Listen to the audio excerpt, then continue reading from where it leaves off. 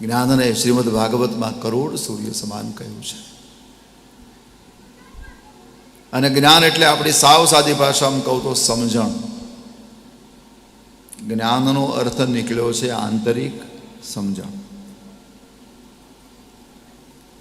જ્ઞાન એટલે એવું નથી કે બહુ ભણી લેવું, બહુ આમ વાંચી લેવું, એવું જ્ઞાનનો અર્થ એ નથી કર્યો આપણે ત્યાં. કોઈ વખતે વેદ બહુ વાંચી લે, ભાગવત બહુ વાંચી લે, રામાયણ બહુ વાંચી લે તો એ જ્ઞાની, એ સમજવું, એવું સમજવું નહીં. એને આપણે પ્રણામ કરીએ. બાકી જ્ઞાન જુદી વસ્તુ છે. જ્ઞાન છે એ આંતરિક સમજણ છે. એટલા માટે આપણે ત્યાં અભણ જ્ઞાની મળ્યા છે. ભણવા ક્યાંય નથી ગયા, ભણ્યા નથી પણ જ્ઞાની છે. અને પાછા આપણે ત્યાં મોટા મોટા ભણેલા અજ્ઞાની પણ મળ્યા છે.